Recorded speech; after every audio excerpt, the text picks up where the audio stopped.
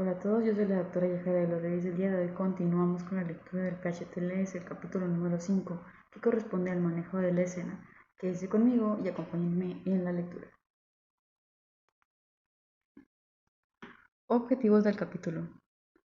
Al terminar este capítulo, usted podrá identificar potenciales amenazas a la seguridad del paciente, los observadores y el personal de emergencia que son comunes a todas las escenas de emergencias, discutir las potenciales amenazas que son únicas a un escenario dado, integrar análisis de seguridad de la escena, situación de la escena y la física del trauma en la valoración del paciente traumatizado para tomar decisiones de atención al paciente, describir los pasos adecuados que deben tomarse para mitigar las potenciales amenazas a la seguridad y, dado un escenario de incidente de víctimas masivas, IBM, incidentes con materiales peligrosos, armas de destrucción masiva, discutir el uso del sistema de triage para el manejo de la escena y tomar decisiones de triage con base en los hallazgos de valoración. Escenario. Usted es despachado a la escena de un altercado doméstico. Son las 2:45 horas en una calurosa noche de verano, mientras arriba a la escena donde vive una sola familia. Puede escuchar a un hombre y a una mujer que discuten fuertemente y los sonidos de los niños que lloran en el fondo. La policía ya fue despachada a este llamado, pero todavía no llega a la ubicación. ¿Cuáles son sus preocupaciones acerca de la escena? ¿Qué consideraciones son importantes antes de que usted contacte al paciente? Introducción. Existen varios aspectos que el proveedor de atención prehospitalaria debe considerar cuando responde a un llamado y llega a una escena. 1. Cuando se reciba la asignación, debe considerarse los potenciales riesgos asociados a la llamada. La valoración preliminar de la seguridad de la escena inicia mientras está en ruta con base en la información del despachador. Esta valoración toma en consideración la necesidad de otros respondedores de emergencia de seguridad pública como policía y bomberos. 2. La primera prioridad para todo el que llegue a un incidente de trauma es la valoración global de la escena. Esta valoración involucra 1. Establecer que la escena es suficientemente segura para que entren los servicios de emergencias médicas y 2. Garantizar la seguridad al paciente, al proveedor y al paciente. Y 3. Determinar las alteraciones en la atención al paciente con base en las condiciones actuales. Cualquier conflicto identificado en esta evaluación debe abordarse antes de comenzar la valoración de los pacientes individuales. En algunas situaciones, como en el combate o las exposiciones a materiales peligrosos, este proceso de evaluación se vuelve incluso más crucial y puede alterar los métodos de ofrecer atención al paciente. La valoración de la escena no es un evento único, debe prestarse atención continua a lo que ocurre alrededor de los respondedores de emergencia. Una escena considerada segura para entrar puede cambiar rápidamente y todos los respondedores de emergencia deben de estar preparados para dar los pasos apropiados y garantizar su seguridad continua en caso de que las condiciones cambien. 3. Después de realizar la valoración de la escena, la siguiente prioridad es evaluar a los pacientes individuales. Consulte el capítulo de evaluación y manejo del paciente.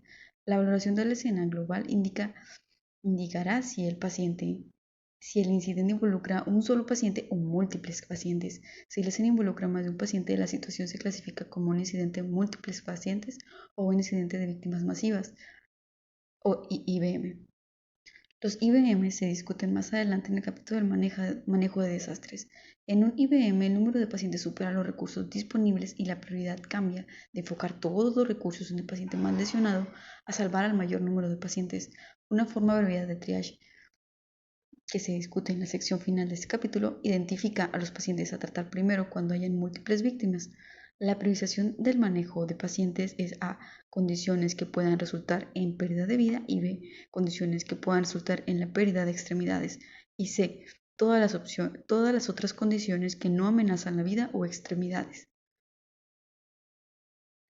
Valoración de la escena. La valoración de la escena y del paciente comienza cuando el despachador recopila y procesa la información al preguntar al solicitante o registra la información proporcionada por otras unidades de seguridad pública que ya se encuentran en la escena.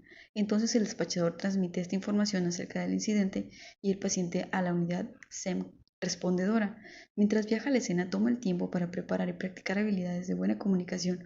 Puede ser la diferencia entre una escena bien manejada y una caótica. Las habilidades de buena observación, percepción y comunicación son las mejores herramientas.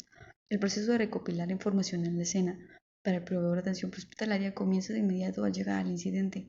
Antes de hacer contacto con el paciente, el proveedor debe evaluar la escena mediante 1. La obtención de una impresión general de la situación para seguridad de la escena, 2. La búsqueda de la causa y los resultados del incidente y 3. La observación de familiares y espectadores. La apariencia de la escena crea una impresión que influye toda la valoración.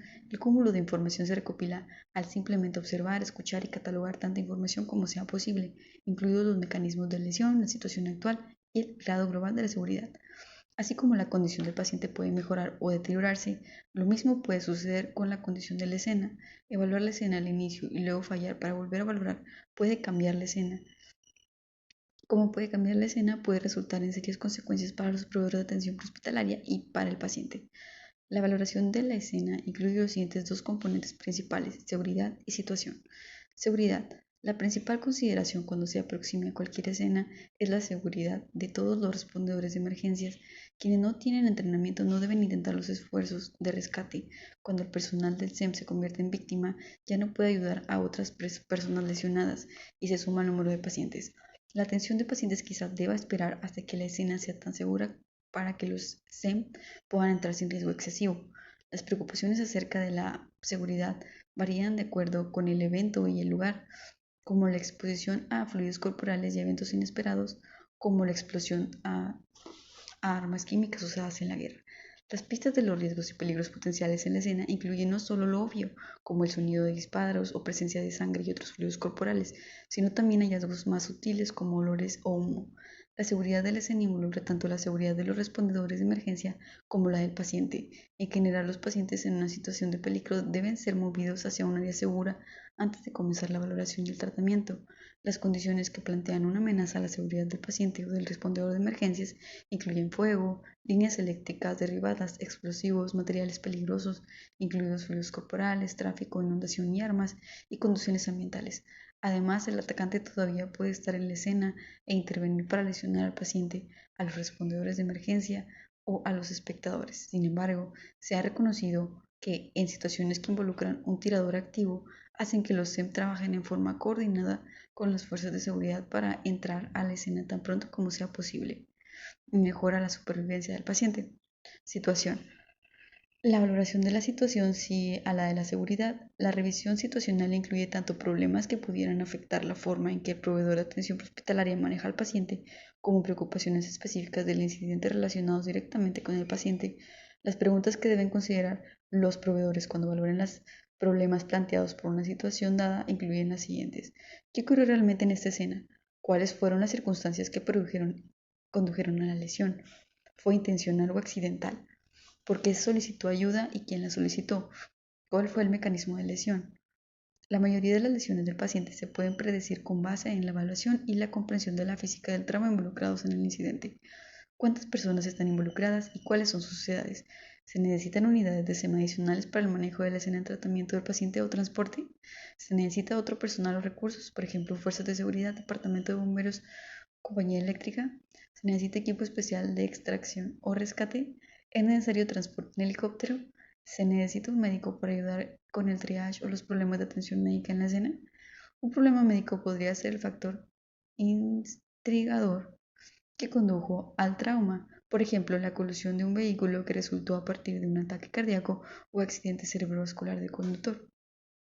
Los problemas relacionados con la seguridad y la situación tienen un traslape significativo. Muchos temas de seguridad también son específicos a ciertas situaciones y ciertas situaciones plantean serios riesgos de seguridad. Estos problemas se discuten con más detalle en las siguientes secciones. Problemas de seguridad, seguridad de tráfico. La mayoría del personal del SEM que muere o es lesionado cada año estuvo involucrado en incidentes relacionados con automotores. Aunque la mayoría de esas muertes y lesiones se relacionan con colisiones directas a la ambulancia durante la fase de respuesta, un subconjunto ocurre mientras se trabaja en la escena de una colisión por vehículo automotor. Muchos factores pueden resultar en que los proveedores de atención prehospitalaria sean lesionados o mueran en la escena de, de un CBA. Algunos factores como condiciones climáticas o diseño de la carretera no pueden cambiarse, sin embargo el proveedor puede estar al tanto de que existen y actuar de manera adecuada para mitigar los peligros presentes en estas situaciones.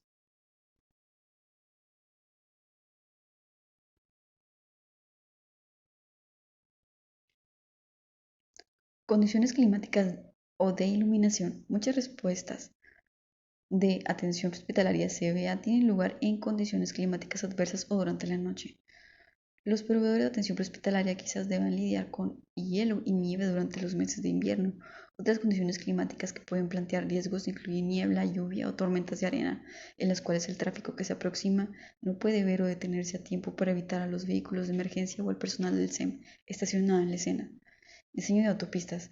Las autopistas de alta velocidad y acceso controlado han hecho que sea eficiente mover grandes cantidades de tráfico, pero cuando ocurre un choque, el tráfico resultante se atasca y los conductores mirones crean situaciones peligrosas para todos los respondedores de emergencia.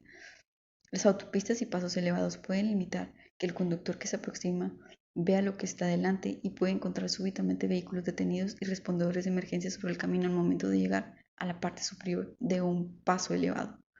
Las fuerzas de seguridad por lo general son reticentes al cerrar una autopista de acceso controlado y luchar por mantener el flujo de tráfico en movimiento. Aunque al parecer este abordaje puede producir mayor peligro para los respondedores de emergencia, puede evitar colisiones traseras adicionales causadas por el atasco de vehículos. Los caminos rurales presentan otros problemas. A pesar de que el volumen de tráfico es mucho menor que en las autopistas urbanas, la naturaleza ventosa, estrecha y montañosa de estos caminos evita que los conductores vean la escena de una colisión vehículo automotor hasta que están peligrosamente cerca de ella.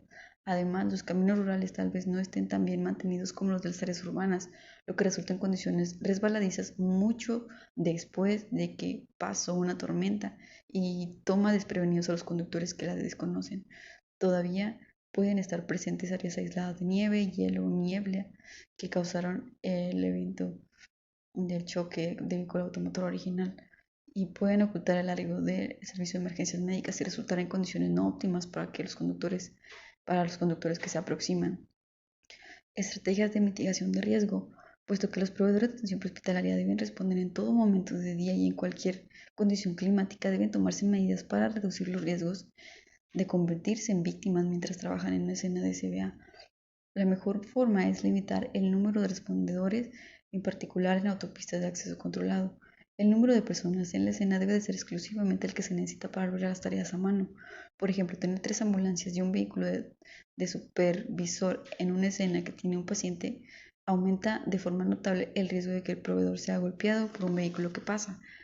Aunque muchos protocolos de despacho requieren que varias ambulancias respondan a las autopistas de acceso controlado, salvo la ambulancia inicial, todas deben esperar en un punto de acceso conveniente cercano, a menos que se les necesite de inmediato. La ubicación del equipo en la ambulancia también tiene un papel en la seguridad. El equipo debe colocarse de modo que pueda recuperarse sin entrar en el tráfico. El lado del pasajero de la ambulancia con frecuencia está hacia el carril donde se encuentra la barra de seguridad o el muro, y colocar en esos compartimentos el equipo que se utiliza con más frecuencia en los choques de vehículos automotores evitará que los proveedores de atención prehospitalaria entren al flujo del tráfico. Ropa reflejante. En la mayoría de los casos, cuando los proveedores de atención prehospitalaria son golpeados por vehículos que se aproximan, los conductores afirman que no vieron al proveedor en camino. Para mejorar la visibilidad, se debe vestir ropa reflejante en todas las escenas de CBA. En Estados Unidos, tanto la National Fire Protection Association, Asociación Nacional de Protección contra Incendios, como la OSHA, la Administración de Seguridad y Salud Ocupacional, tienen estándares para usar ropa reflejante de advertencia cuando se trabaja en autopistas. La OSHA tiene 3 niveles de protección para los trabajadores en las autopistas, siendo el nivel más alto, el nivel 3, el que se usa durante la noche en las autopistas de alta velocidad. La Administración Federal de Autopistas ordena que todos los trabajadores, incluidos los respondedores de emergencia, usen vestimenta reflejante clase 2 o clase 3 de la ANSI, American National Standards Institute, cuando respondan a un incidente en una autopista financiada con fondos federales. Los estándares ANSI pueden cumplirse o al aplicar material reflejante a la chaqueta exterior o al vestir una indumentaria reflejante aprobada. Colocación del vehículo y dispositivos de advertencia. La colocación del vehículo en la escena de una CBA es de máxima importancia. El comandante del incidente o el oficial de seguridad deben asegurarse de que los vehículos respondedores se disponen en las mejores posiciones para proteger a los proveedores de atención hospitalaria. Es importante que los primeros vehículos de emergencia lleguen en tomar llegar tomen el carril del accidente. Aunque la colocación de la ambulancia detrás de la escena no facilite el acceso del paciente, sí protegerá a los proveedores y al paciente del tráfico que se aproxima. Conforme llegan vehículos de emergencia adicionales, ellos por lo general deberán colocarse en el mismo lado del camino que el incidente. Estos vehículos deberán colocarse más lejos del incidente para dar más tiempo de advertencia a los conductores que se aproximan.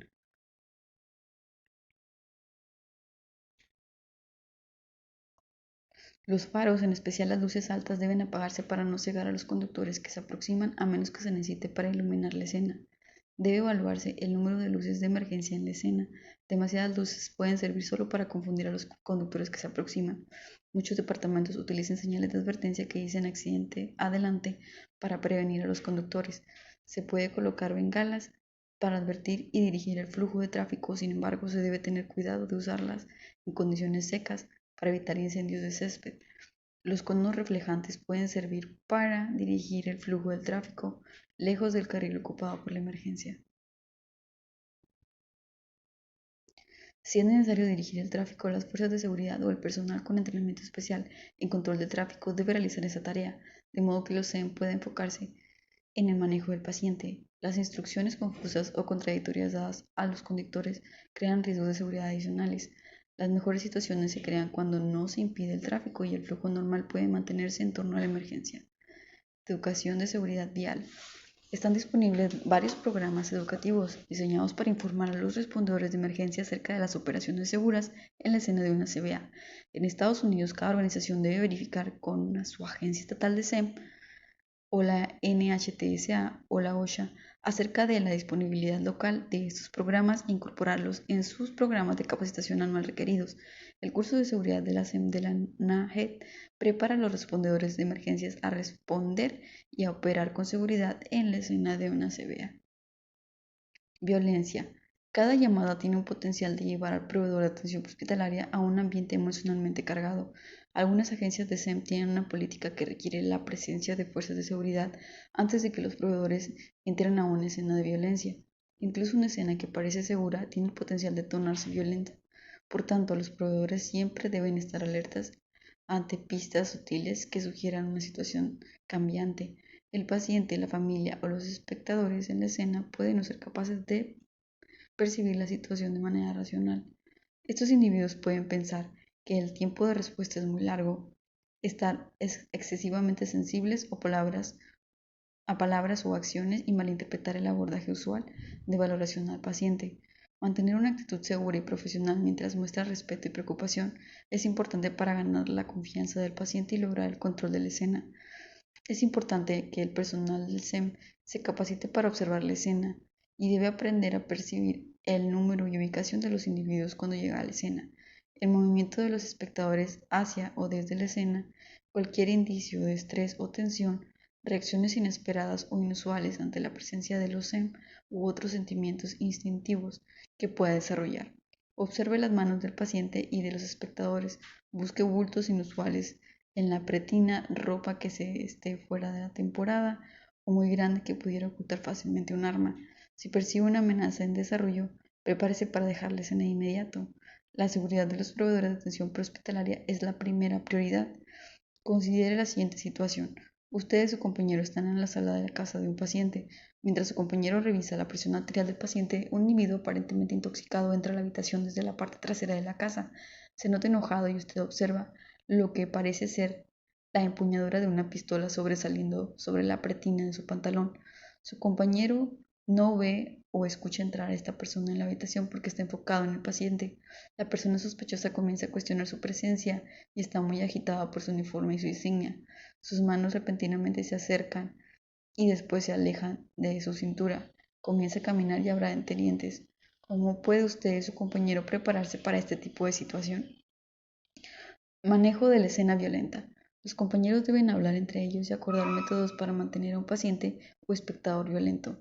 Intentar desarrollar un proceso durante el evento que pueda conducir Intentar desarrollar un proceso durante el evento puede conducir al fracaso. Los compañeros pueden usar un abordaje práctico y sin contacto, así como palabras código predeterminadas y señales con las manos para las emergencias. El papel del proveedor de atención Prehospitalaria práctico es hacerse cargo de la valoración del paciente y darle la atención necesaria. El proveedor sin contacto permanece detrás para observar la escena, interactuar con la familia y los espectadores, recolectar la información necesaria y crear mejores accesos y salidas. En escena, el proveedor sin contacto monitoriza la escena y cubre la espalda de su compañero. Una palabra código y señales con las manos predeterminadas permite a los compañeros comunicar una amenaza sin alertar a otros de sus preocupaciones. Si ambos proveedores de atención prehospitalaria enfocan toda su atención en el paciente, la escena puede convertirse rápidamente en una amenaza y las pistas tempranas pasarse por alto. En muchas situaciones, la tensión y la ansiedad del paciente, la familia y los espectadores se reduce de inmediato cuando un proveedor atento comienza a interactuar y evaluar al paciente mientras que otro proveedor observa la escena. Existen varios métodos para afrontar una escena que se ha vuelto peligrosa, incluidos los siguientes. No esté ahí. Cuando responda a una escena violenta conocida, permanezca en una ubicación segura hasta que la escena se considere segura por parte de las fuerzas de seguridad y se haya dado autorización para responder. Retírese. Si las amenazas se presentan cuando se aproxima la escena, retírese tácticamente hacia el vehículo y deje la escena. Permanezca en una ubicación segura y notifique al personal adecuado. Apacigüe. Si una escena se vuelve amenazadora durante la atención al paciente, use habilidades verbales para reducir la tensión y la agresión mientras se prepara para dejar la escena. Defiéndase. Como último recurso, los proveedores de atención prehospitalaria pueden descubrir que es necesario defenderse. Es importante que dichos esfuerzos sean para soltar y escapar y no intente perseguir o someter a una persona agresiva. Asegúrese de que personal de las fuerzas de seguridad hayan sido notificado y esté en camino. Nuevamente, la seguridad de los proveedores es la prioridad. El tirador activo. Las situaciones que involucran un tirador activo se han vuelto muy frecuentes para mejorar los pronósticos del paciente por las lesiones sufridas en estos incidentes. Hay una creciente tendencia entre las agencias del SEM de acompañarse con colegas de las fuerzas de seguridad para entrar a dichas escenas mucho más pronto de lo que normalmente ocurriría. En estos casos, un equipo de contacto de oficiales entra a la escena para enfrentar y neutralizar la amenaza. Un equipo conjunto del SEM y fuerzas de seguridad sigue al equipo de contacto para identificar y comenzar a tratar rápidamente a las víctimas. Materiales peligrosos. Entender el riesgo de exposición a materiales peligrosos del proveedor de atención prehospitalaria no es tan simple como reconocer los ambientes que tienen obvio potencial de exposición a materiales peligrosos. Dichos materiales están diseminados en el mundo moderno. Vehículos, edificios e incluso casas pueden contenerlos. Además de los materiales peligrosos, esta discusión se aplica a armas de destrucción masiva. Dado que estos peligros existen en formas tan variadas, todos los proveedores deben obtener una capacitación mínima a nivel de concientización acerca de los materiales peligrosos. Observe que en ocasiones se encontrará el término materiales peligrosos, abreviado como MAPPEL y en inglés HAZMAT. Existen 4 niveles en la capacitación para responder a incidentes con materiales peligrosos. Concientización. Este es el primero de 4 niveles de capacitación disponible para respondedores de emergencias y está diseñado para proporcionar un nivel básico de conocimientos acerca de materiales peligrosos. Operaciones. Mientras que la concientización representa un nivel mínimo de capacitación, la capacitación a nivel de operaciones es útil para todos los respondedores de emergencias, pues proporciona el entrenamiento y el conocimiento para ayudar a controlar el evento de materiales peligrosos. Estos respondedores de emergencias están capacitados para establecer perímetros y zonas de seguridad, lo que limita la dispersión del evento. Técnico. Los técnicos se capacitan para trabajar dentro del área peligrosa y detener la liberación de los materiales peligrosos. Especialista. Este nivel avanzado permite al respondedor de emergencias destrezas de mando y apoyo en un evento de materiales peligrosos. Seguridad de la escena. Puesto que la primera prioridad en cualquier escena es la seguridad de los proveedores de atención prehospitalaria, un primer paso importante es evaluar el sitio por el potencial de exposición a materiales peligrosos. La información dada por el despachador puede establecer un alto índice de sospecha de materiales peligrosos. Una llamada que involucre a un gran número de pacientes que presenten síntomas similares debe plantear la posibilidad de una exposición a material peligroso. Mientras estén en camino, los proveedores pueden solicitar información adicional si tienen preocupaciones o preguntas relacionadas con la escena. Una vez que se determina que la escena involucra un material peligroso, el foco cambia a asegurar la escena y solicitar ayuda adecuada para aislar de manera segura el área involucrada y remover y descontaminar a los pacientes e individuos expuestos. La regla general es, si la escena no es segura, hacerla segura. Si el proveedor de atención prehospitalaria no puede hacer segura la escena, debe solicitar ayuda. El Emergency Response Guidebook, elaborado por el Departamento de Transporte de Estados Unidos, o el contacto con alguna organización como el ShamTRAK es útil para identificar peligros potenciales. El manual utiliza un sistema simple que permite la identificación de un material por su nombre o identificación de número de placa. Después, el texto remite al lector a una página que ofrece información básica acerca de distintas distancias de seguridad para respondedores de emergencias, peligros para la vida y de incendio y las probables quejas del paciente. En Estados Unidos, el ShamTRAK está disponible las 24 horas del día, los 7 días de la semana y se le puede contactar para ayuda telefónica. Use binoculares para leer las etiquetas a distancia. Si estas pueden leerse sin el uso de dispositivos de visualización, el proveedor de atención prehospitalaria está muy cerca y quizás esté expuesto. Una buena regla es que si su pulgar extendido o sostenido a la longitud de su brazo no cubre toda la escena del incidente, entonces usted está muy cerca. En una escena de materiales peligrosos, la seguridad del sitio debe garantizarse. Nadie entra, nadie sale. El área de espera debe establecerse contra el viento y ampliar a una distancia segura del peligro. La entrada y la salida de la escena se debe negar hasta el arribo de especialistas en materiales peligrosos. En la mayoría de los casos, la atención del paciente comienza cuando un paciente descontaminado se entrega al proveedor de atención prehospitalaria.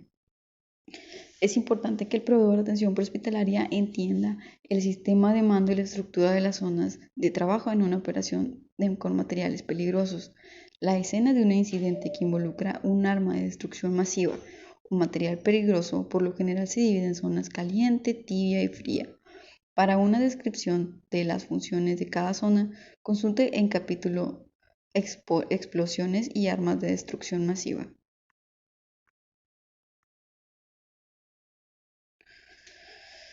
Figura 5.6. La escena de un incidente que involucra un arma de destrucción masiva o material peligroso por lo general se divide en zonas caliente, tibia y fría. La zona de exclusión, que es la caliente, las zonas de reducción de contaminación, que es la tibia, y la zona verde, que es la zona fría o de apoyo.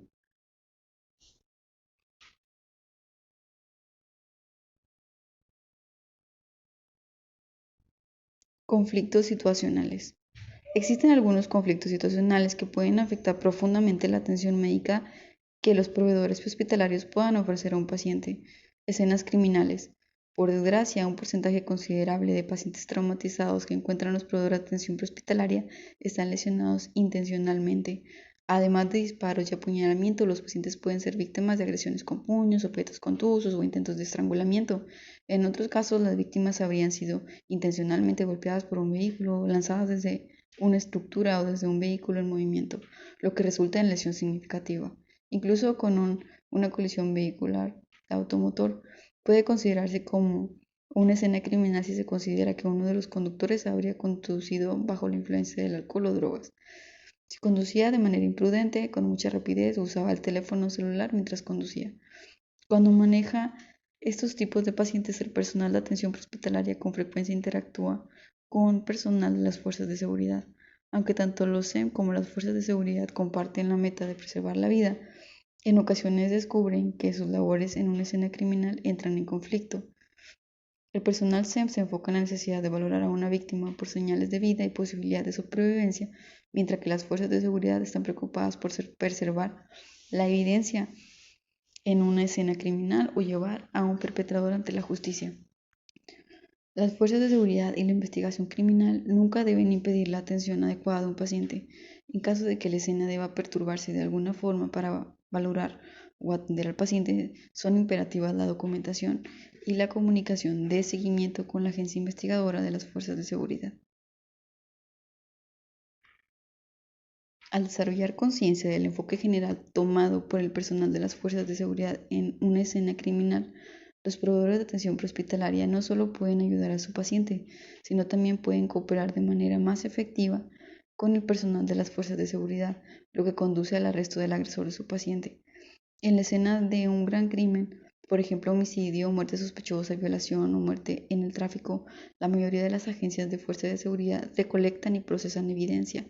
Por lo general, el personal de las fuerzas de seguridad realiza la siguiente tarea: sondear la escena para identificar toda evidencia, incluidas armas y cartuchos de municiones, fotografiar la escena, bosquejar la escena, crear una bitácora de todo lo que que encontraron en la escena, de todos los que se encontraron en la escena, realizar una revisión más profunda de la escena buscando toda evidencia potencial, buscar y recolectar evidencias de rastros que van desde huellas digitales hasta objetos que pudieran contener evidencia de ADN, por ejemplo, colillas de cigarros, cabellos, fibras.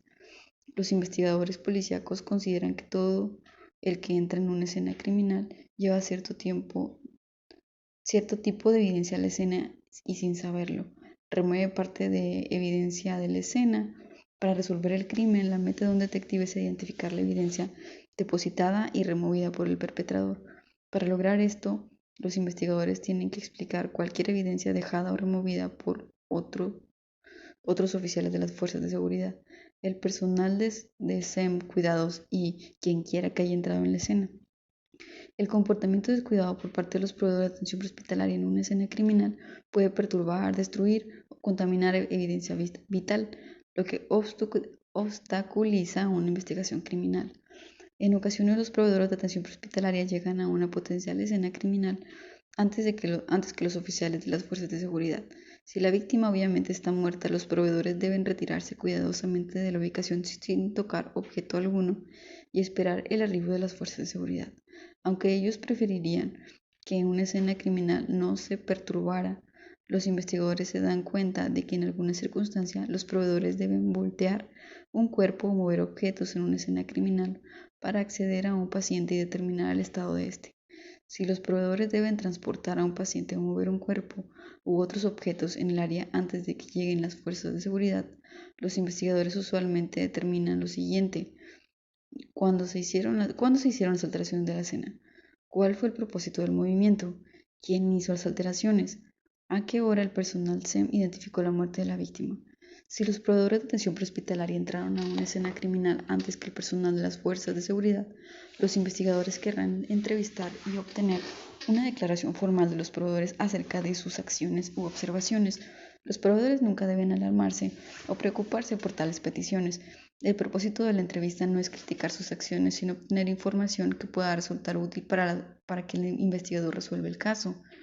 Los investigadores podrían solicitar la toma de huellas digitales a los proveedores si estos tocaron o manipularon sin guantes objetos en la escena del crimen.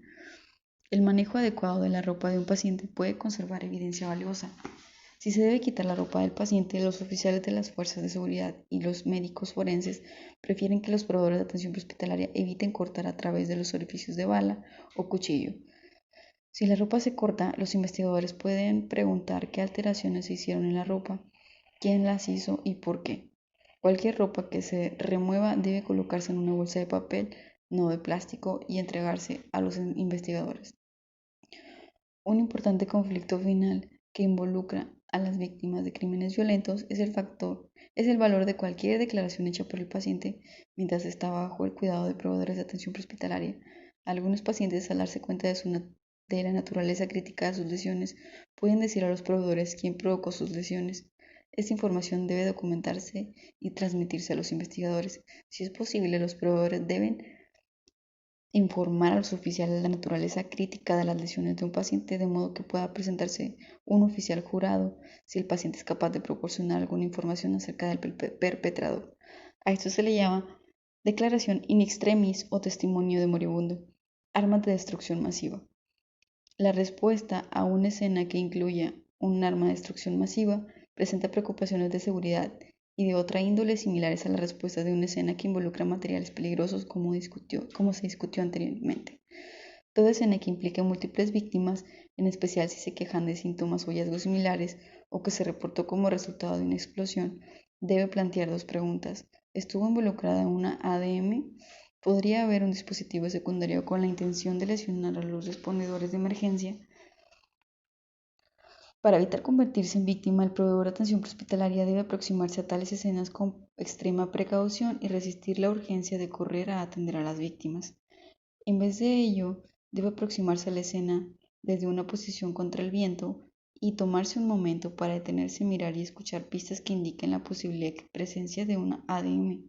El derrame obvio de material húmedo, seco, vapores visibles y humo deben evitarse hasta que se haya confirmado la naturaleza del material. Nunca debe entrar a los espacios cerrados o confinados sin el entrenamiento adecuado y el equipo de protección personal.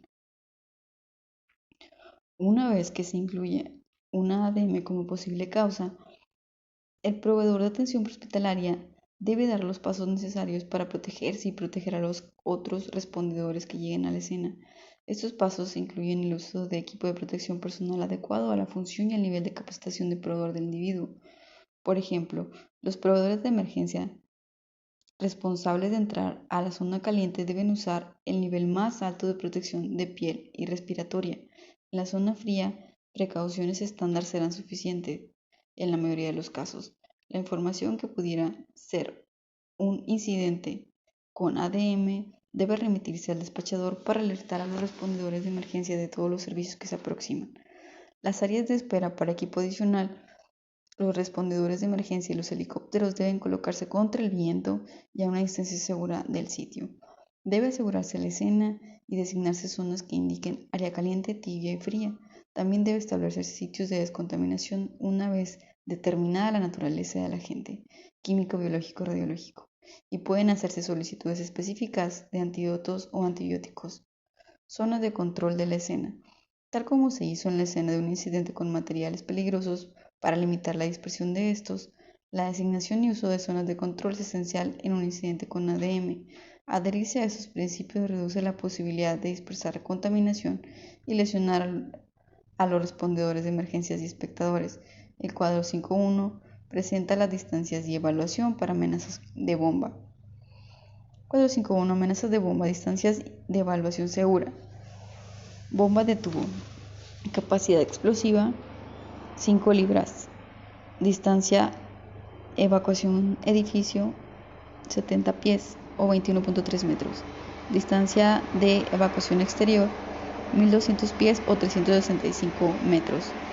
Bomba portafolio maleta. Capacidad explosiva 50 libras, 22.7 kilogramos. Distancia evaluación edificio 150 pies o 45.7 metros. Y distancia de evacuación exterior 1850 pies o 564 metros. Automóvil 500 libras de capacidad explosiva. Edificio, distancia de evacuación de edificio 320 pies o 97.5 metros y distancia de evacuación exterior 1500 metros o 457 1500 pies o 457 metros. Una van, capacidad explosiva de 1000 libras o 454 kilos, distancia de evacuación de edificio a 122 metros y de evacuación exterior a 2400 pies o 731.5 metros. Una pequeña van en movimiento de entrega. Ahí se ven. Bomba de tubo, bomba de portafolio, automóvil, la van. Una pequeña van en movimiento con camión de entrega, 4000 libras.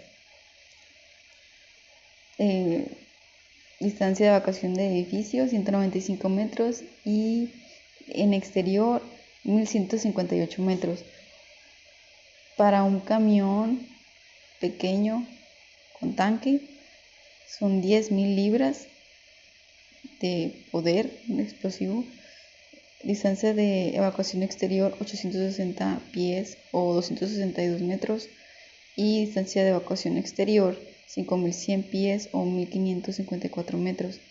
Para un semirremolque son 60.000 libras. La distancia que hay que estar lejos de evacuación de edificios son 479 metros y para evacuación al exterior son 2.832 metros. Aunque estas zonas usualmente se ilustran como tres círculos concéntricos, en realidad en la mayoría de las escenas probablemente tendrán forma irregular, dependiendo de la geografía y las condiciones del viento. Si un paciente se entrega al hospital o estación de ayuda de una escena con materiales peligrosos o ADM, es más prudente reevaluar si dicho paciente ha sido descontaminado y repetir los conceptos de estas zonas. Descontaminación. Ya sea que el incidente involucre un material peligroso o una ADM, con frecuencia se requiere de la descontaminación de un individuo expuesto. La descontaminación es la reducción o remoción de agentes químicos, biológicos o radiológicos peligrosos. La primera prioridad es garantizar la seguridad del personal si hay alguna duda acerca de la exposición continua. La descontaminación del paciente por parte del personal técnico de materiales peligrosos o entrenamiento adecuado es la siguiente prioridad. Esto minimiza el riesgo de exposición al proveedor de atención hospitalaria durante la valoración y tratamiento del paciente y evitará la contaminación del equipo y de los vehículos. OSHA proporciona alineamientos reguladores para el EPP utilizado por los proveedores de atención hospitalaria durante una atención de emergencia de las víctimas en un ambiente potencialmente peligroso. Los individuos que proporcionan atención médica dentro de ambientes con peligro desconocido deben tener un nivel mínimo de capacitación adecuada y capacitarlos con protección nivel B, la cual consiste en ropa resistente a químicos y que protege contra salpicaduras y fuentes de respiración autónoma. Se requiere la capacitación por anticipado a la necesidad de usar este nivel de EPP.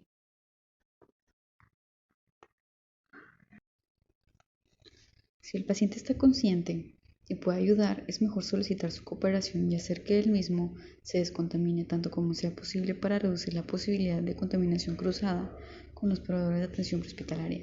Al realizar o supervisar la descontaminación del paciente, los proveedores deben asegurarse no solo de que el producto peligroso se removió con seguridad, sino que está controlado y no puede contaminar más la escena. Para una revisión detallada del proceso de descontaminación, consulte capítulo quemaduras. Dispositivos secundarios.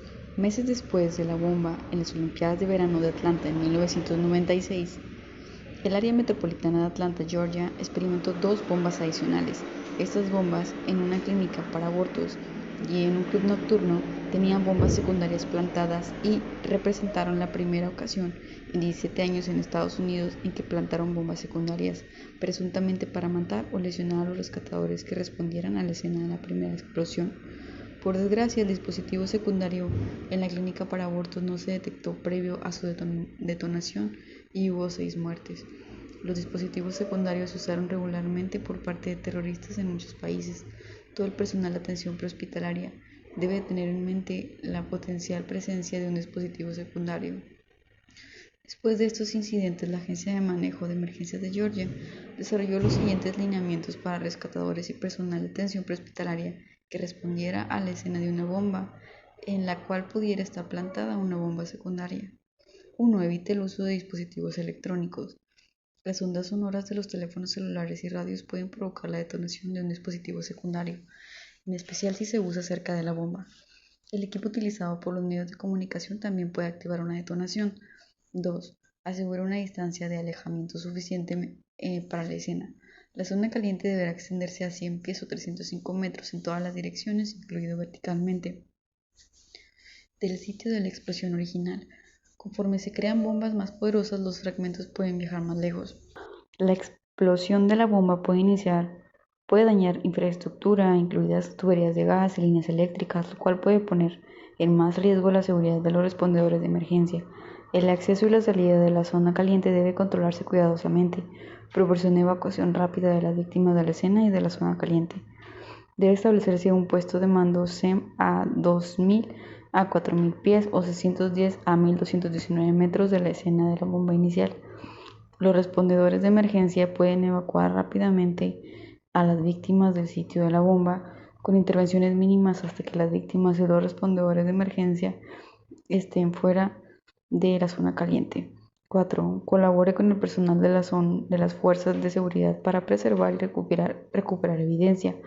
Los sitios de bomba constituyen una escena criminal y los respondedores de emergencia deben perturbar la escena solo lo necesario para evacuar a las víctimas. Cualquier evidencia potencial que se remueva de forma inadvertida de la escena con una víctima debe documentarse y regresarse al personal de las fuerzas de seguridad para garantizar la cadena de custodia adecuada. El personal de atención prehospitalaria puede documentar exactamente dónde estuvo en la escena y cuáles objetos tocó. Estructura de mando. En una rudimentaria estructura de mando del incidente, una ambulancia que responde a un llamado por lo general tiene un proveedor de atención prehospitalaria a cargo, el comandante del incidente y otro asistente. Conforme un incidente se hace más grande y más respondedores de emergencia de otras agencias responden a la escena, se hace cada vez más importante la necesidad de un sistema y estructura formales para supervisar y controlar la respuesta. Ok, vamos a ir rápido con esta parte. Comando del incidente. El sistema de comando de incidentes SSI, recuerden esa parte, SSI es sistema de comando de incidentes. En Estados Unidos se ha desarrollado a través de los años como una prolongación de los sistemas de planificación usados por los servicios de bomberos para respuestas de múltiples servicios a situaciones de grandes incendios.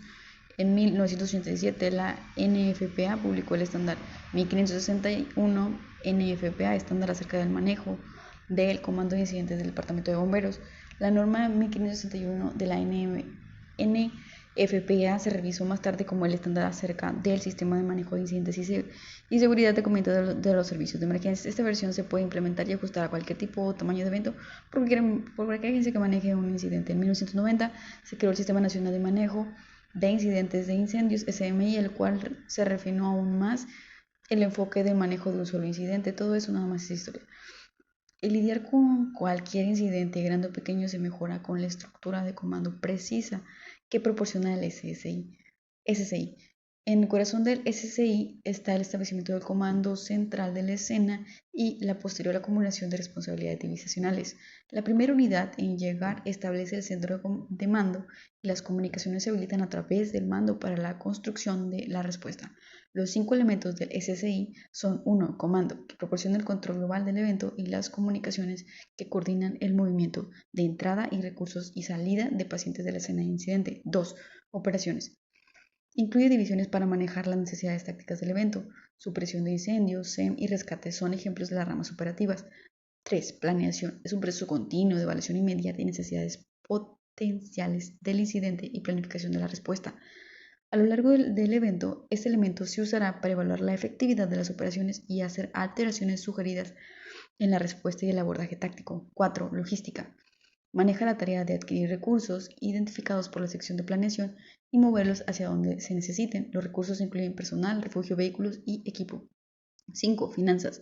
Rastrea el dinero, la respuesta de personal de todas las agencias involucradas, así como contratistas, personal y proveedores llevados al servicio en el incidente. Se rastrean de modo que puedan determinarse el costo del evento y se pueda pagar a dichos grupos por bienes, suministros y equipo y servicios. Entonces el SSI está conformado por 5 partes: comando, operaciones, planeación, logística y finanzas.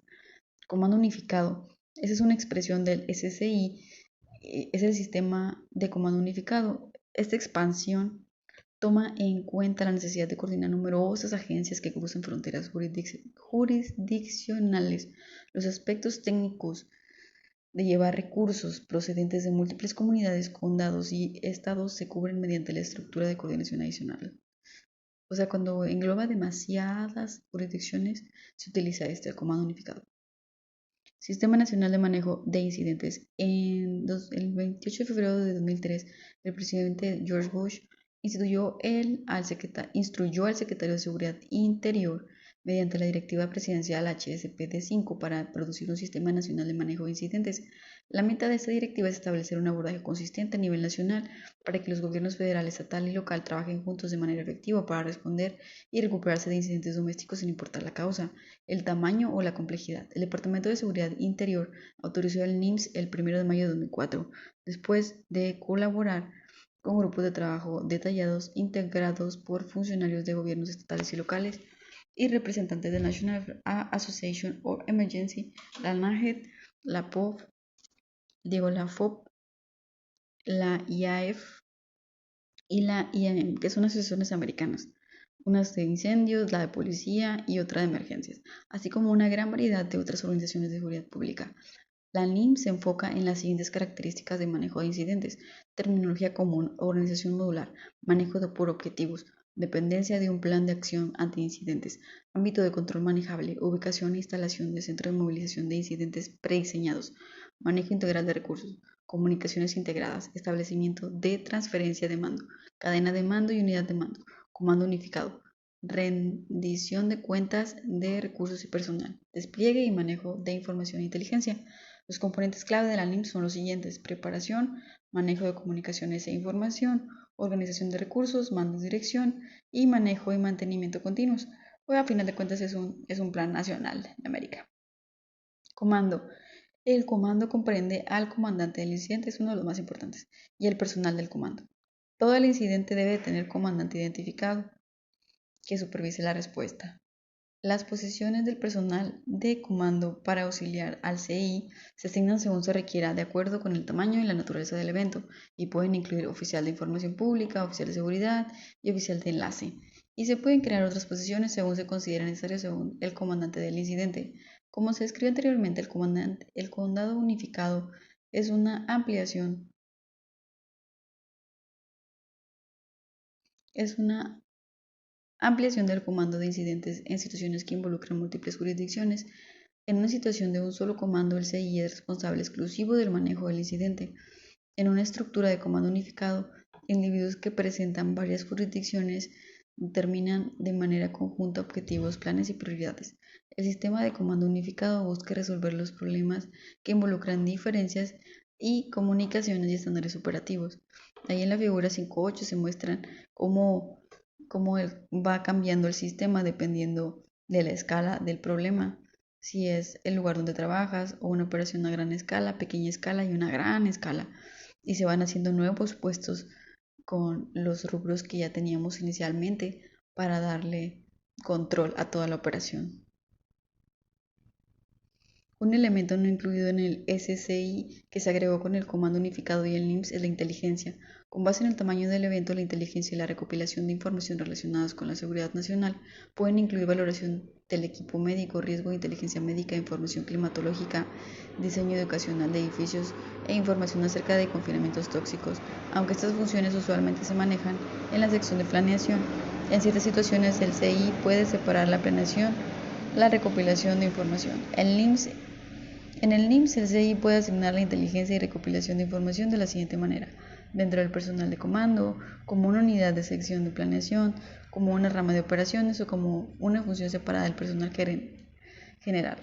Planes de acción ante el incidente. Los planes de acción ante el incidente, o ya por sus siglas en inglés, incluyen objetivos y estrategias globales ante un incidente establecidos por el CI o el personal de comando unificado. La sección de planeación desarrolla y documenta el IAP, el cual aborda los objetivos tácticos y apoya las actividades para un periodo operativo diseñado, que por lo general es de 12 a 24 horas. La sección de planeación proporciona una crítica continua o proceso de lecciones aprendidas para garantizar que la respuesta satisface las necesidades de evento. Los incidentes muy grandes pueden establecerse en múltiples organizaciones del SCI, pueden establecerse un comando de área para mantener múltiples organizaciones SCI. El comando de área no tiene responsabilidades operativas, sin embargo realiza las siguientes labores: establece para la agencia prioridades globales relacionadas con el incidente, asigna recursos críticos de acuerdo con las prioridades establecidas, garantiza que los incidentes se manejen de manera adecuada, asegura comunicaciones efectivas, garantiza que los objetivos de manejo del incidente se cumplan y no entren en conflicto entre sí o con otras políticas de la agencia, identifica necesidades de recursos críticos y reporta al Centro de Operaciones de Emergencias. Garantiza que la recuperación a corto plazo de la emergencia es coordinada para ayudar en la transición hacia operaciones de recuperación plena y proporciona contabilización de personal y ambientes de operación seguros. Recuadro 1. Recursos de capacitación para el comando de incidentes. En los recursos de la Federal Emergency Management Agency, la FEMA, para capacitación de SCI se incluyen los siguientes. Cursos de introducción para incidentes de comando. Para acciones iniciales para rescatadores. Inicial para rescatadores. eh, sistema de introducción a incidentes, manejo de incidentes nacionales y introducción a la respuesta y en el marco de trabajo nacional. Para información acerca de las competiciones de NIF y FEMA, contacte su agencia de manejo de emergencias. Okay. Ahí nos dan una liga para entrar, pero son americanas. Patógenos transportados en sangre. Antes del reconocimiento del síndrome de inmunodeficiencia adquirida del SIDA, a comienzos de la década de 1980, los trabajadores de atención a la salud, incluidos los proveedores de atención a la salud técnicos en procesamiento de esterilización y proveedores de atención prehospitalaria, mostraban poca preocupación por la exposición a fluidos corporales. A pesar de saber que la sangre podía transmitir ciertos virus de hepatitis, los proveedores y otros involucrados en la atención de emergencias médicas con frecuencia veían el contacto con la sangre de un paciente como una molestia más que como un riesgo ocupacional, debido a que la alta tasa de mortalidad asociada con el contagio del SIDA y el reconocimiento de que el virus de inmunodeficiencia humana, el agente causal del SIDA, podría transmitirse en sangre. Los trabajadores de atención a la salud se preocuparon mucho más por de que el paciente fuera un vector de la enfermedad. Las agentes federales como los Centros de Control y Prevención de Enfermedades y la OSHA desarrollaron lineamientos y mandatos para que los trabajadores de atención a la salud minimizaran la exposición a los patógenos transportados en sangre, incluidos VIH y hepatitis. Los principales agentes infecciosos transmitidos a través de la sangre incluyen el virus de la hepatitis B, el virus de la hepatitis C y el VIH. Aunque el problema se convirtió en una preocupación debido al VIH, es importante apuntar que la infección de hepatitis ocurre con mucha más facilidad y requiere mucho menos inóculo que la infección por VIH. Datos epidemiológicos demuestran que los trabajadores de atención a la salud tienen mucha más probabilidad de contraer enfermedades transportadas en la sangre de sus pacientes que sus pacientes de contraer enfermedad por parte de los trabajadores de atención a la salud. Las exposiciones a la sangre usualmente ocurren como contacto percutáneo o mucocutáneo. Las exposiciones percutáneas ocurren cuando un individuo sufre un pinchazo con un objeto afilado contaminado, como una aguja o un escalpelo, con el riesgo de transmisión directamente relacionado tanto con el agente contaminante como el volumen de sangre infectada inducido por la lesión. Las exposiciones mucocutáneas usualmente son menos probables de resultar en transmisión e incluyen la exposición de sangre a piel no intacta, como herida del tejido blando, por ejemplo, abrasiones, laceraciones superficiales, o una condición cutánea, por ejemplo, acné, o una membrana mucosa, por ejemplo, conjuntiva del ojo. Hepatitis viral. La hepatitis puede transmitirse a los trabajadores de atención a la salud a través de agujas y exposición mucocutánea en piel no intacta. Como se dijo anteriormente, la tasa de infección después de la exposición a sangre de los pacientes con hepatitis es mucho mayor que la tasa de infección con VIH. Específicamente, las tasas de infección que siguen a la exposición con agujas infectadas con virus de hepatitis B son de 37 a 62%. La infección con virus de la hepatitis C es aproximadamente de 1.8%, 1 en 50.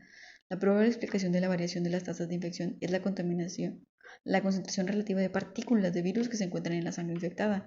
En general, la sangre positiva para virus de la hepatitis B contiene de 100 millones a 100.000 millones de partículas de virus por mililitro, mientras que la sangre positiva por virus de la hepatitis C tiene 1 millón de partículas por mililitro y la sangre positiva para VIH tiene de 100 a 10.000 partículas por mililitro.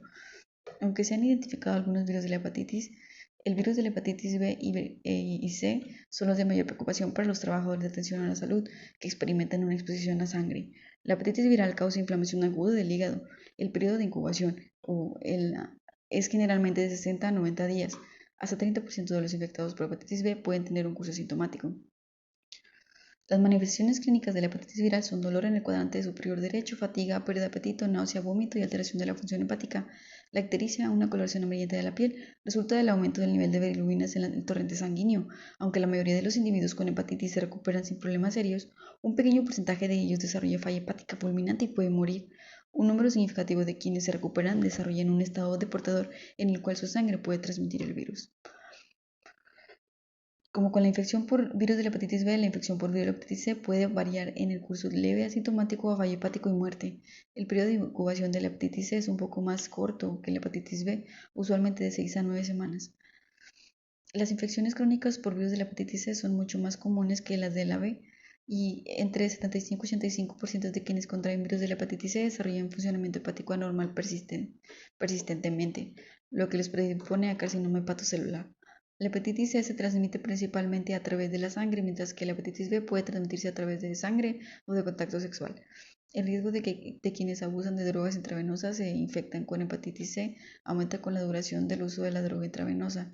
Antes de la prueba rutinaria de sangre donada para la presencia de hepatitis B y C, las transfusiones sanguíneas eran la principal razón por la que los pacientes contraían hepatitis. La vacuna derivada del antígeno de superficie de la hepatitis B puede inmunizar a los individuos en contra de la infección por este tipo de virus. Antes del desarrollo de esta vacuna, anualmente se infectaban con virus de la hepatitis B más de 10.000 trabajadores de atención a la salud y varios cientos morían cada año por hepatitis severa o por complicaciones de la infección crónica por hepatitis B. La OSHA ahora requiere que los empleadores ofrezcan vacuna contra hepatitis B a los trabajadores de atención a la salud en ambientes de alto riesgo. Todos los proveedores de atención prehospitalaria deben inmunizarse contra las infecciones por hepatitis B. Casi todos quienes completan la serie de 3 vacunas desarrollan anticuerpos antihepatitis B y la inmunidad se puede determinar al poner a prueba la sangre del trabajador de atención a la salud para una presencia de anticuerpos de superficie de hepatitis B. Si un trabajador de atención a la salud se expone a sangre de un paciente que potencialmente está infectado por virus de la hepatitis B antes de que el trabajador de atención a la salud haya desarrollado inmunidad, al trabajador se le puede conferir protección pasiva ante el virus de la hepatitis B mediante la administración de inmunoglobulina de hepatitis B. En la actualidad no hay inmunoglobulina o vacuna disponible para proteger a los trabajadores de la atención a la salud de la exposición a la hepatitis C, lo que enfatiza la necesidad de usar precauciones estándar. Agentes orales de acción directa son capaces de curar la infección con virus de la hepatitis C. Estos medicamentos fueron aprobados en Estados Unidos en 2011. El régimen de tratamiento depende del genotipo, carga viral y nivel de cirrosis. El costo de estos agentes limita la accesibilidad universal. Virus de inmunodeficiencia humana. Después de la infección por VIH, el VIH ataca el sistema inmunológico del nuevo huésped. Con el tiempo, el número de ciertos tipos de leucocitos cae notablemente, lo que deja al individuo proclive al desarrollo de infecciones raras o cáncer. Se han identificado dos serotipos de VIH, VIH-1, que explica casi todos los casos de SIDA en Estados Unidos y África Ecuatorial, y el VIH-2, que se encuentra casi exclusivamente en África Occidental. Aunque las primeras víctimas del VIH eran masculinos homosexuales, usuarios de drogas intravenosas o hemofílicos, la enfermedad por VIH ahora se encuentra en muchas poblaciones adolescentes y adultos heterosexuales, con la tasa de crecimiento más rápida en las comunidades minoritarias. La prueba de tamizado para VIH es muy sensible, pero ocasionalmente ocurren falsos positivos. Todas las pruebas de tamizado positivas deben confirmarse con una técnica más específica, por ejemplo con ensayo por electroforesis para VIH tipo Western blot. Después de la infección con VIH, cuando los pacientes desarrollan una de las características infecciones oportunistas o cáncer, transitan de ser considerados de VIH positivos a estar en fase de SIDA.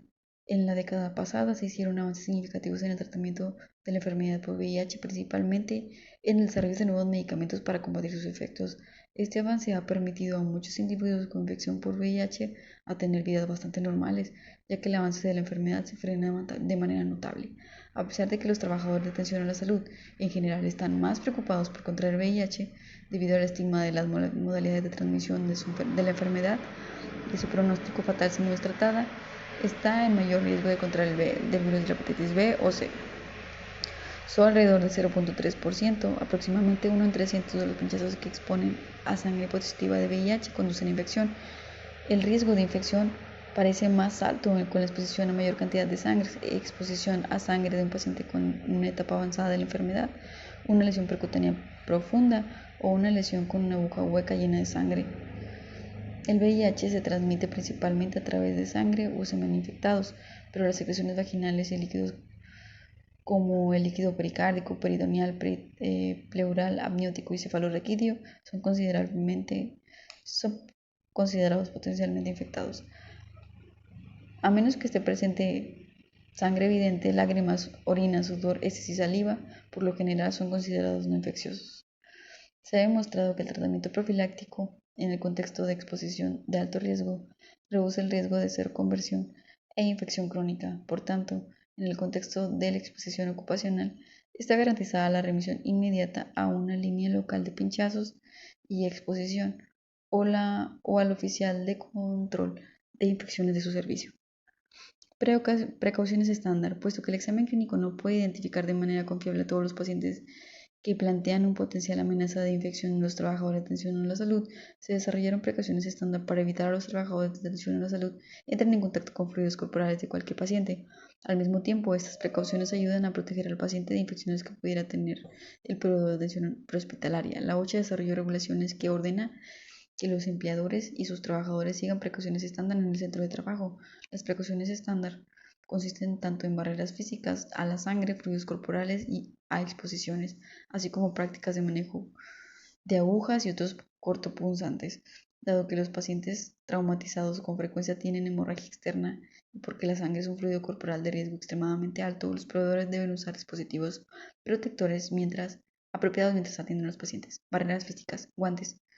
Los guantes deben usarse cuando toque piel no intacta, membranas mucosas o áreas contaminadas por sangre u otros fluidos corporales. Dado que los guantes pueden ocurrir perforaciones muy fácilmente, mientras atiende a un paciente debe examinarlo regularmente por defectos y cambiarlos de inmediato si nota algún problema. Los guantes también deben cambiarse cuando entre en contacto con cada paciente en un incidente con múltiples víctimas. Como mínimo, el EPP para proveedores de atención prehospitalaria debe constar de guantes, mascarilla y protección ocular. Mascarillas y protectores faciales. Las mascarillas sirven para proteger las membranas mucosas y oral del trabajador de atención a la salud de la exposición a agentes infecciosos, especialmente en situaciones donde sepa o sospeche de patógenos transportados por aire. Las mascarillas y protectores faciales deben cambiarse de inmediato si se ensucian o mojan. Protección ocular. La protección ocular debe usarse en circunstancias en las cuales gotitas de fluidos o sangre potencialmente infectada puedan salpicar, como cuando proporciona manejo de vía aérea a un paciente con sangre en la orofaringe o cuando se presentan heridas. Batas. Las batas desechables con recubrimiento plástico o impermeable ofrecen la mejor protección, pero pueden ser muy incómodas e imprácticas en el ambiente prehospitalario. Las batas o la ropa deben cambiarse de inmediato si se ensucian de manera significativa. Equipos de reanimación. Los trabajadores de atención a la salud deben tener acceso a dispositivos tipo bolsa mascarilla o protectores bucales para protegerlos de contacto directo con la saliva, sangre y vómito de un paciente. Lavado de manos. El lavado de manos es un principio fundamental de control de infecciones. Las manos deben lavarse con jabón y agua corriente si ocurre contaminación con sangre o fluido corporal. Los antisépticos para manos con base alcohol son útiles para prevenir transmisión de muchos agentes infecciosos, pero no son adecuados para situaciones en las cuales hayan ocurrido contaminación evidente. Sin embargo, pueden ofrecer cierta limpieza y efecto protector en situaciones en las que no estén disponibles agua corriente y jabón. Después de quitarse los guantes, debe lavar las manos con agua y jabón o con antiséptico a base de alcohol. Prevención de lesiones por punzocortantes. Como se apuntó anteriormente, la exposición percutánea a la sangre o fluidos corporales de un paciente constituye una forma significativa en la cual se puede transmitir infecciones virales a los trabajadores de atención a la salud. Muchas exposiciones percutáneas son causadas por lesiones de pinchazos con agujas contaminadas o materiales punzocortantes. Elimine las agujas punzantes innecesarias. Nunca vuelva a empacar agujas usadas y cuando sea posible implemente dispositivos de seguridad como sistemas intravenosos sin agujas.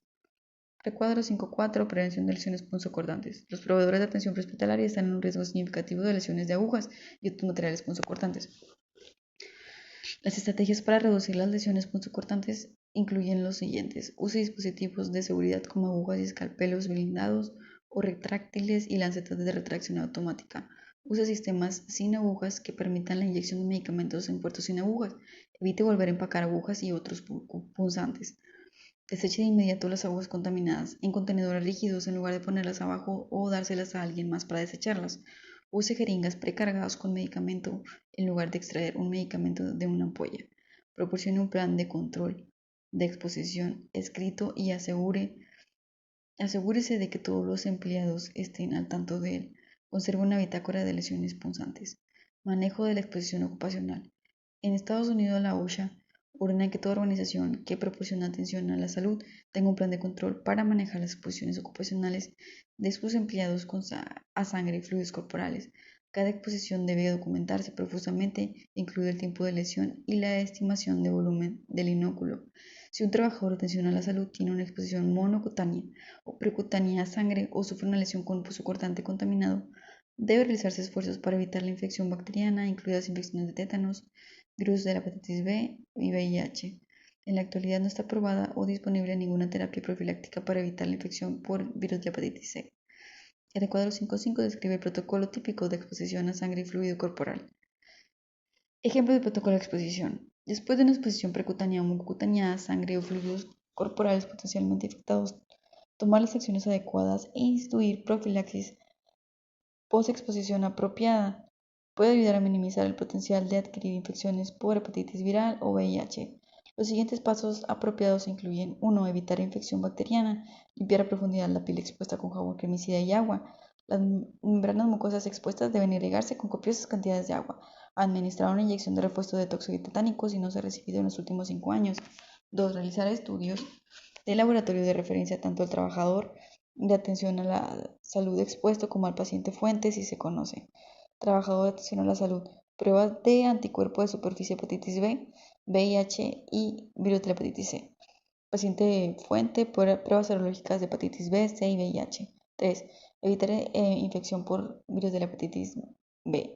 Si el trabajador de atención a la salud no ha sido inmunizado contra hepatitis B, la primera dosis de vacuna de hepatitis B se administra junto con una inmunoglobulina para hepatitis B. Si el trabajador de atención a la salud ya comenzó, pero todavía no completa el esquema de vacunas para la hepatitis B, o se completó todas las inmunizaciones de hepatitis B, se da inmunoglobulina para hepatitis B. Y si la prueba de anticuerpos de hepatitis B de superficie falla para mostrar la presencia de anticuerpos protectores y las pruebas de paciente fuente muestran infección activa para hepatitis B, hay que administrar inmunoglobulina para hepatitis B hasta 7 días después de la exposición y todavía es efectiva. 4. Evitar infección por VIH. El equipo de protección personal depende de la ruta de exposición y la posibilidad de severidad de infección por VIH en el paciente fuente. Si se sabe que ese es negativo, el EPP nos indica sin importar la ruta de exposición. En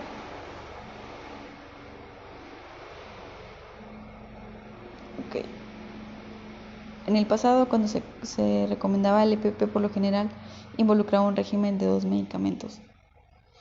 Aquí es el tratamiento profiláctico. Con el desarrollo de numerosos fármacos antirretrovirales ha aumentado el número de combinaciones del régimen de medicamentos. Además, el tratamiento con 3 medicamentos está garantizado en casos específicos que involucran alto riesgo de transmisión. En consecuencia, es recomendable que un experto evalúe a un proveedor de atención hospitalaria expuesto para determinar el régimen en el EPP más adecuado, dadas las circunstancias de la exposición particular. Llamero. Valoración y triage de pacientes. Una vez abordados todos los problemas anteriores, puede comenzar el proceso real de valorar y tratar a los pacientes. El mayor desafío ocurre cuando el proveedor de atención prehospitalaria enfrenta múltiples víctimas. Triage es una palabra francesa que significa ordenar. Es un proceso que se utiliza para asignar prioridad para tratamiento en transporte. En el ambiente prehospitalario, el triage se utiliza en 2 contextos diferentes. 1. Están disponibles recursos suficientes para manejar a todos los pacientes. En esta situación, el triage, los pacientes con lesiones más severas son tratados y transportados primero, y quienes tienen lesiones menores son tratados y transportados más tarde. Número 2. El número de pacientes supera la capacidad inmediata de los recursos de la escena. El objetivo de tales situaciones de triage es garantizar la supervivencia de mayor número posible de pacientes lesionados. Los pacientes se ordenan en categorías y la atención se debe racionar porque el número de pacientes que supera los recursos disponibles. Relativamente pocos proveedores de atención prehospitalaria han experimentado alguna vez un IBM con 50, 100 o más pacientes lesionados simultáneamente, pero muchos estarán involucrados en un IBM con de 10 a 20 pacientes y la mayoría de los proveedores han manejado un incidente con 2 a 10 pacientes. Los incidentes que involucran suficientes respondedores de emergencia y recursos médicos permiten primero el tratamiento y transporte de pacientes con lesiones más severas. En un IBC a gran escala, los recursos limitados requieren el tratamiento y transporte de pacientes se priorice para salvar a las víctimas con mayor posibilidad de supervivencia. Esas víctimas son prioritarias para el tratamiento y transporte. Ejemplos de etiqueta de triage. La meta del manejo de pacientes en la escena de un IBM es hacer el mayor bien a la mayor parte o a la mayoría de los pacientes con los recursos disponibles. Es responsabilidad del proveedor de atención prehospitalaria tomar decisiones acerca de quién se debe manejar primero. Las reglas usuales acerca de salvar vidas son diferentes en UNIBC. La decisión siempre es salvar la mayor cantidad de vidas. Sin embargo, cuando los recursos disponibles no son suficientes para la necesidad de todos los pacientes lesionados presentes, esos recursos deben usarse para aquellos que tengan la mejor posibilidad de supervivencia. Es en una elección entre un paciente con una lesión catastrófica como un traumatismo cerebral severo y uno con hemorragia intraabdominal aguda, el curso de acción adecuado en un IBM es manejar primero al paciente que puede salvarse, el paciente con hemorragia abdominal. Tratar primero al paciente con trauma cerebral severo quizá resultaría en la pérdida de ambos pacientes.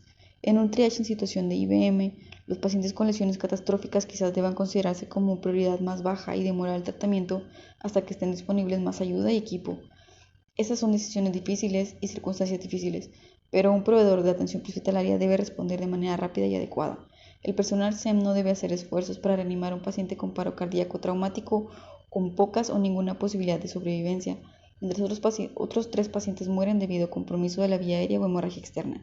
El esquema de priorización usado con más frecuencia divide a los pacientes en 5 categorías con base en la necesidad de atención y posibilidad de supervivencia. 1. Inmediata. Pacientes cuyas lesiones son críticas pero solo requieren tiempo o equipo mínimo para manejar y que tienen un buen pronóstico de supervivencia. Un ejemplo es el paciente con vía aérea comprometida o hemorragia externa masiva. 2. Demorada. Pacientes cuyas lesiones son debilitantes, mas no requieren manejo inmediato para salvar la vida o una extremidad. Un ejemplo es un paciente con una fractura en un hueso largo. 3. Menor. Pacientes con frecuencia llamados heridos ambulatorios, que tienen lesiones menores que pueden esperar por tratamiento e incluso pueden ayudar con el interín al confortar a otros pacientes o como camilleros. 4. Expectantes. Pacientes cuyas lesiones son tan severas que tienen una posibilidad mínima de supervivencia. Un ejemplo es un paciente con una quemadura de tercer grado, 90% de la superficie del cuerpo, y lesión pulmonar térmica. Y 5. Muerte, pacientes que no responden, no tienen pulso y no respiran. En un desastre, los recursos rara vez permiten el intento de reanimación de pacientes con paro cardíaco. En el recuadro 5.6 y las figuras 5.11 y 5.12 se describen un esquema de triage usado comúnmente conocido como START, que solo usa 4 categorías: inmediato, demorado, menor y muerte. Recuadro 5.6. Triage START. En 1983, personal médico de Ohio American Hospital y bomberos paramédicos del Departamento de Bomberos de Newport Beach crearon un proceso de triage para respondedores de emergencias médicas llamado Simple Triage and Rapid Treatment, START. Triage simple y tratamiento rápido. Este proceso de triage fue diseñado para identificar fácil y rápidamente a los pacientes con lesiones críticas. START no establece un diagnóstico médico, sino proporciona un proceso de clasificación rápido y simple. START usa 3 valoraciones simples para identificar a aquellas víctimas con un riesgo de morir por sus lesiones. Usualmente el proceso tarda 30 a 60 segundos por víctima. START no requiere herramientas, equipo médico especializado o conocimientos especiales. ¿Cómo funciona START? El primer paso es dirigir a quien quiera que pueda caminar hacia un área segura designada. Si las víctimas pueden caminar y seguir órdenes, su condición se categoriza como menor y serán sometidos a triage y etiquetado posterior cuando lleguen más rescatadores. Esta clasificación inicial conduce a un grupo más pequeño de víctimas presuntamente con lesiones más serias que permiten para triage. La memotecnia 32 se usa como el indicador de triage START. El 30 se refiere a la frecuencia respiratoria de la víctima, el 2 se refiere al tiempo de llenado capilar y el puede se refiere a la capacidad de la víctima de seguir órdenes. Cualquier víctima con respiraciones menores a 30 por minuto, tiempo de llenado capilar menor a 2 por segundo y la capacidad de seguir órdenes verbales y caminar se categoriza como menor. Cuando las víctimas satisfacen esos criterios pero no pueden caminar se categorizan como demorados. Las víctimas que están inconscientes o tienen respiración rápida o tiempo de llenado capilar demorado o ausencia del pulso radial se categorizan como inmediatos. Mientras esté al lado de la víctima puede realizar 2 medidas básicas para salvar la vida: abrir la vía aérea y controlar la hemorragia externa. Para aquellas víctimas que no respiren, el proveedor de atención prehospitalaria debe abrir la vía aérea y si se reanuda la respiración, la víctima se categoriza como inmediata. No debe intentarse reanimación cardiopulmonar. Si la víctima no vuelve a respirar, se categoriza como muerta. Los espectadores o heridos ambulatorios pueden ser instruidos por el proveedor para ayudar a mantener la vía aérea y controlar la hemorragia. También se necesita un nuevo triage si la falta de transporte prolonga el tiempo que las víctimas permanecen en la escena. Con los criterios START, las víctimas significativamente lesionadas pueden ser categorizadas como demorado. Mientras más tiempo permanezcan sin tratamiento, mayor será la posibilidad de que su condición se deteriore. Por tanto, la evaluación y el triage repetidos son adecuados con el tiempo. Aquí está un esquema del algoritmo para el triage start. Pongan pausa y analícenlo un momento antes de continuar. Esta es la memotecnia del algoritmo de triage start. Respiraciones 30, perfusión 2 y estado mental puede. 32 puede. Un sistema de triage especialmente desarrollado para los IBM de mente es el sistema de triage SALT. Recuadro de triage SALT. El CDC en conjunto con un panel de expertos que representan una gran circunscripción de organizaciones médicas desarrolló el esquema de triage SALT. Ese no me gusta tanto, pero vamos a verlo. La intención del proyecto fue desarrollar una metodología de triage que sirviera como base para el sistema de triage del Consenso Nacional. Ese sistema comienza con el uso de un protocolo de clasificación global, que es pedirle a la víctima que camine o salude, decir seguir órdenes. Aquellas víctimas que no responden se evaluarán entonces por amenazas a la vida y posteriormente se categorizan como inmediato, demorado, mínimo o muerto. Okay, primero, saluden, hola, sí, obedezcan órdenes, y si no pueden hacer eso, entonces sí, prácticamente se valora el ABCD, y ya aquí se van clasificando si tienen la vía aérea comprometida, pulso, si respira con dificultad, si tiene hemorragia, si son lesiones menores, pues se va a mínimo, si no solo tienen lesiones menores, entonces demorado, y si tiene la vía aérea comprometida o alguna hemorragia, y probablemente puede sobrevivir, se atiende inmediatamente y si no es tan urgente o no tiene tantas probabilidades de sobrevivir, se espera y se queda en la categoría expectante. Listo.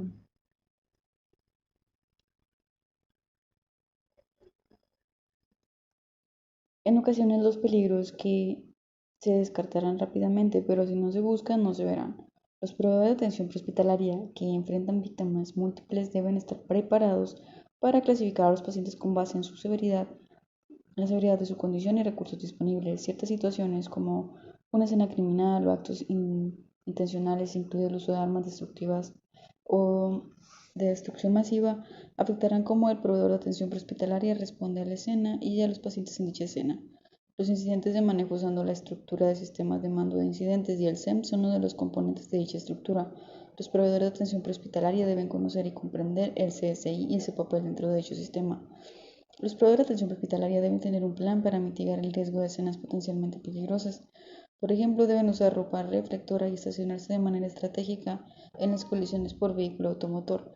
En una serie que involucre a una persona hostil, los compañeros deben tener un plan para evitar violencia. Los proveedores de atención prehospitalaria deben tomar medidas de precaución para evitar la contaminación mediante patógenos transportados en sangre, incluidos los virus de la hepatitis y el VIH. Las consideraciones principales incluyen el uso de precauciones estándar, empleo de barreras físicas, lavado de manos y evitar lesiones con objetos punzocortantes. Escenario: usted es despachado al escenario de un altercado doméstico. Son las 2:45 horas en una calurosa noche de verano, mientras arriba a la escena donde vive una sola familia. Puede escuchar a un hombre y a una mujer que discuten fuertemente y los sonidos de los niños que lloran en el fondo. La policía ya fue despachada a ese llamado, pero todavía no llega a la ubicación. ¿Cuáles son sus preocupaciones acerca de la escena? ¿Qué consideraciones son importantes antes de que usted contacte al paciente? Solucionen al escenario. La valoración de la escena revela varios peligros potenciales. Los incidentes de violencia doméstica están entre los más peligrosos para los respondedores de emergencia. Estos incidentes frecuentemente escalan y pueden conducir a la agresión de los respondedores de emergencia. Por tanto, debe considerar la presencia de fuerzas de seguridad antes de entrar a la escena.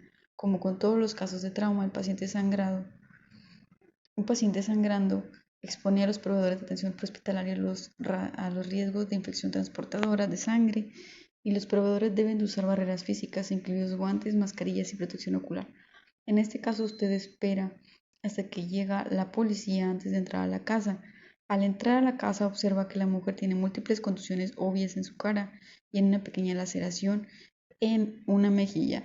Los oficiales toman al hombre bajo custodia y usted realiza La revisión primaria, la cual no revela amenazas para la vida. La revisión secundaria no revela lesiones adicionales. Transporta a la paciente al hospital más cercano sin complicaciones. Listo. Continuamos con el capítulo número 6.